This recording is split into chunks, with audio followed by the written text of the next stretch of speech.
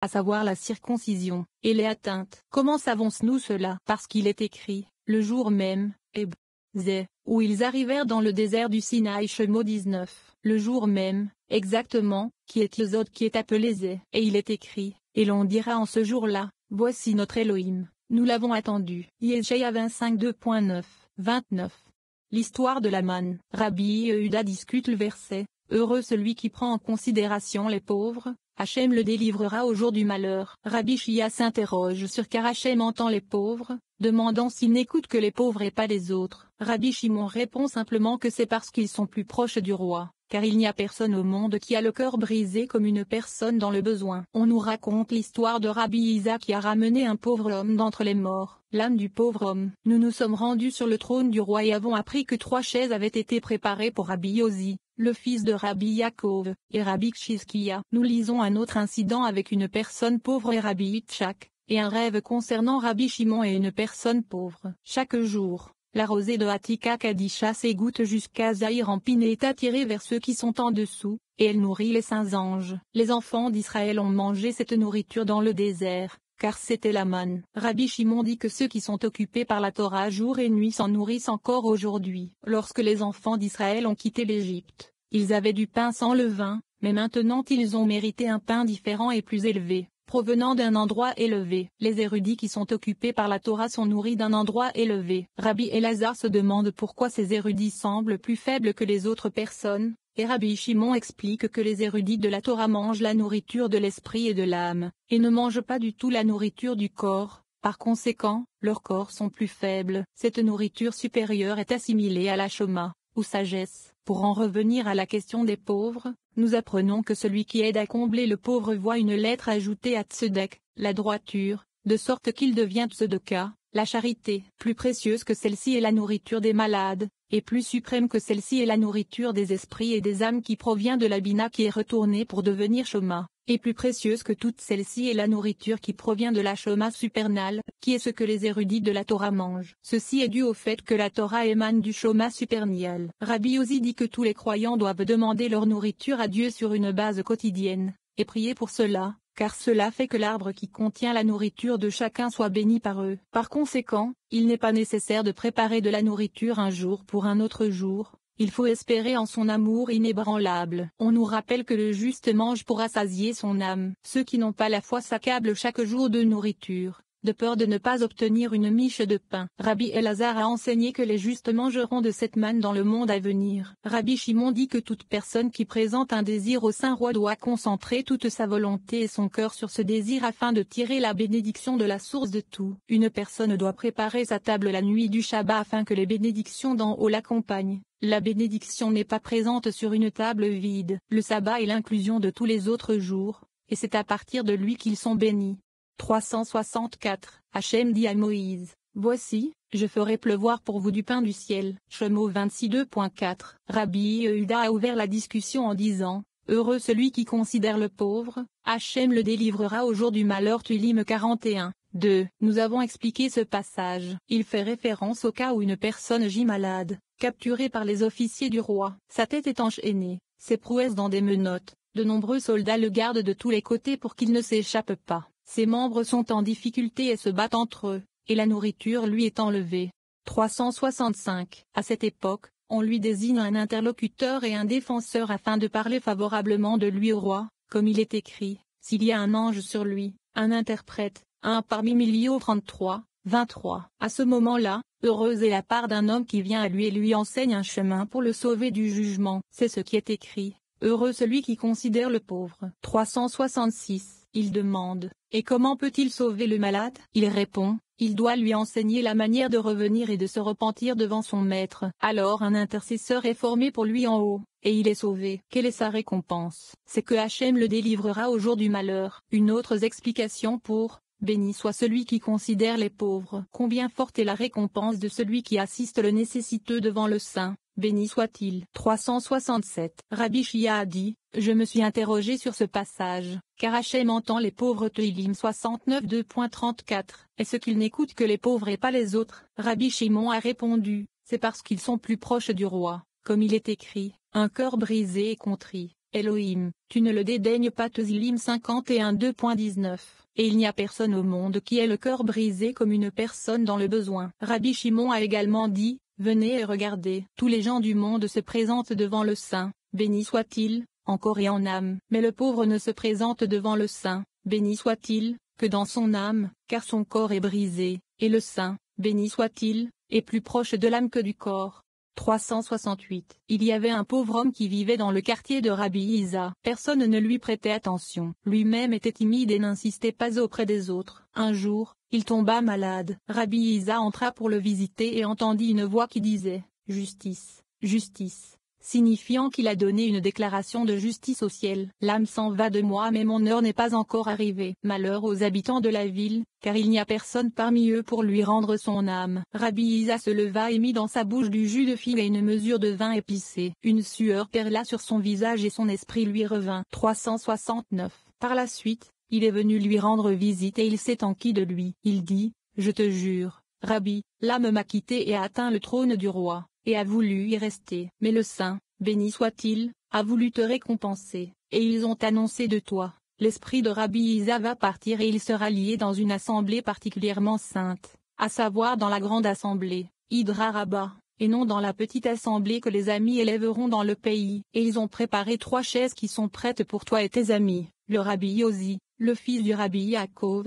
et le Rabbi Kshizokia, dont les âmes sont parties pendant cette assemblée. À partir de ce jour, les habitants de la ville l'ont observé et lui ont prêté attention. 370. Un autre incident se produisit lorsqu'une personne pauvre passa devant Rabbi Yitzhak avec une demi-pièce d'argent dans sa main. Il dit à Rabbi Yitzhak, « Sauve mon âme et celle de mes filles. » Il répondit, « Comment pourrais-je rendre vos âmes entières, alors que je n'ai qu'une demi-pièce ?» Il dit, « Je vais la compléter avec la demi-pièce que j'ai en ma possession. » Il la sortit et la lui donna. 371. Ils lui ont montré en rêve qu'il voyageait au bord de la grande mer et qu'il voulait le jeter dedans. Il a décrit comment Rabbi Shimon a tendu la main vers lui. Ce pauvre homme vint, le sortit et le remit entre les mains de Rabbi Shimon, et il fut sauvé. Lorsqu'il se réveilla, sa bouche prononça ce passage, « Heureux celui qui considère les pauvres, Hachem le délivrera au jour du malheur. » 372. Venez et regardez. Chaque jour, la rosée de Hatika Kadisha s'égoutte à Zahir Ampin, et tout le champ de pommes saintes est béni, qui est Malkout, et de cela, la rosée est tirée jusqu'en bas. Les saints anges s'en nourrissent, chacun selon sa capacité à manger. C'est ce qui est écrit,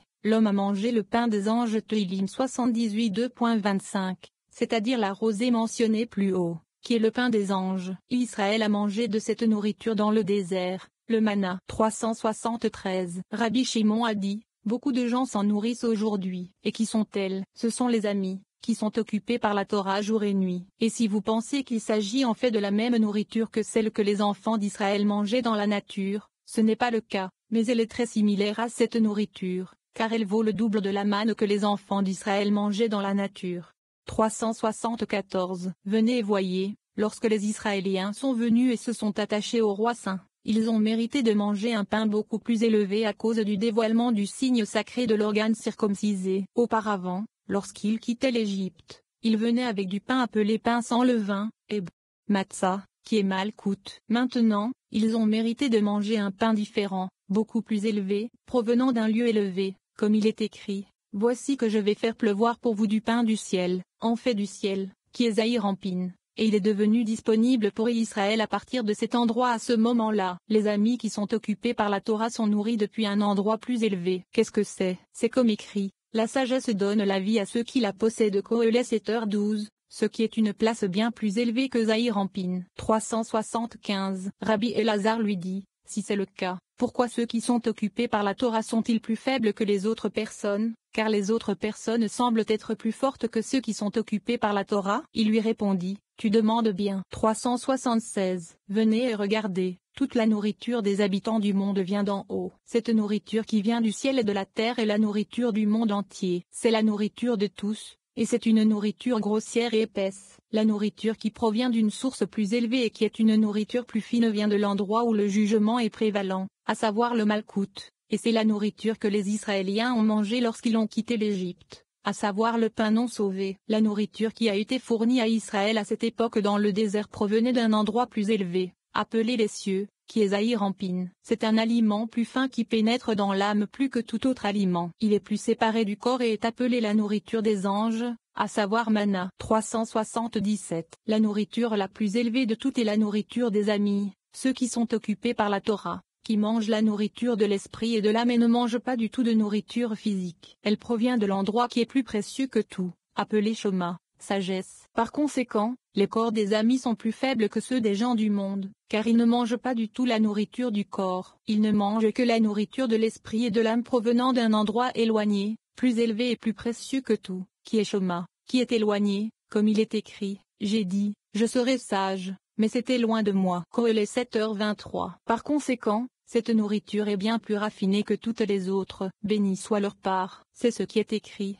La sagesse donne la vie à ceux qui la possèdent. Heureuse est la portion d'un corps qui peut être nourri de la nourriture de l'âme. 378. Rabbi Elazar lui répondit, certes, il en est ainsi, mais à l'heure actuelle, comment trouver une telle nourriture? Il lui répondit, tu demandes bien. Viens et regarde. Voici l'éclaircissement de la question. La première nourriture est la nourriture du monde entier, celle qui vient des cieux et de la terre, et c'est la nourriture du corps. 379. La nourriture qui lui est supérieure, qui est plus fine, vient de l'endroit où prévaut le jugement, appelé justice, et tzedek, qui est malkout. C'est la nourriture des pauvres, nommée matzah, qui est appelé le pain de l'affliction. Et le secret de la chose est que celui qui aide à accomplir le pauvre a une lettre ajoutée à tzedek, et cela devient tzedaka charité. C'est le secret de l'homme miséricordieux fait du bien à sa propre âme. Michelet 11h17. Les actes de bonté montrent que l'on est sous le coup du jugement mais qu'on l'a perfectionné avec le Z. Ensuite, cela se transforme en miséricorde. 380. Un aliment encore plus élevé que ceci est une nourriture suprême,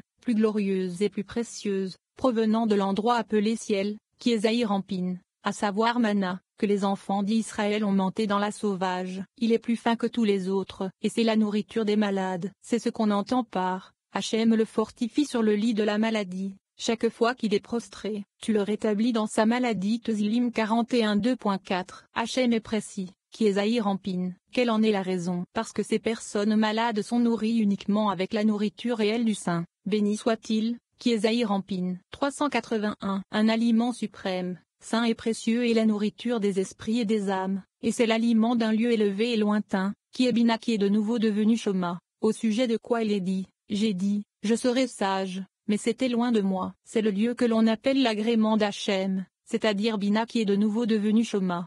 382. Et plus précieuse que toutes ces choses est la nourriture que les amis qui sont occupés avec la Torah mangent. Il s'agit de la nourriture qui provient de la Shoma céleste, qui est la Shoma réelle. Quelle est la raison pour laquelle elle vient de cet endroit? C'est parce que la Torah émane de la Shoma céleste, et ceux qui sont occupés par la Torah entrent dans la source principale des racines. Par conséquent, leur nourriture provient de ce lieu élevé et saint. 383. Rabbi Elazar s'est approché et a embrassé les mains de Rabbi Shimon, son père. Il a dit, heureuse est ma part que j'ai compris ces paroles. Heureuse est la part des justes qui s'occupent de la Torah jour et nuit, car elle leur est utile dans ce monde et dans le monde à venir, comme il est écrit, car il est ta vie, et la longueur de tes jours. Devarim 32.20.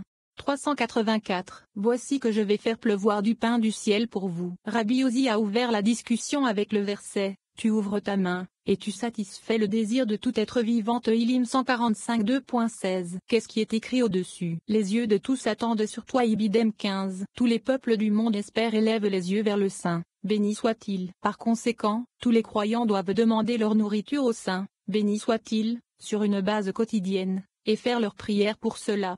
385. Il demande, quelle en est la raison? Et il répond, parce que quiconque dit sa prière au Saint, béni soit-il, pour sa nourriture, fait que cet arbre qui contient la nourriture de tous soit béni à travers lui. Bien qu'il ait de la nourriture, il doit encore la demander au Saint, béni soit-il, et prier sa prière pour se nourrir chaque jour, afin que par lui, les bénédictions soient répandues au-dessus de chaque jour. C'est le sens de béni soit Adonai jour après jour. Ilim 68 2.20. 386. Par conséquent, une personne ne doit pas faire cuire de la nourriture un jour pour un autre jour, afin de ne pas laisser de surplus d'un jour à l'autre. C'est ce qu'on entend par, et le peuple sortira et ramassera une certaine portion chaque jour. Shemo 16 2.4. Chaque jour, c'est exact, sauf la veille du Shabbat pour le Shabbat, comme nous l'avons établi. Alors le Saint, béni soit-il, est plein de bénédictions chaque jour. Alors il est écrit, tu ouvres ta main, et tu satisfais le désir de tout être vivant. Quel est ce désir? C'est ce désir particulier qui vient de Attika Kadisha,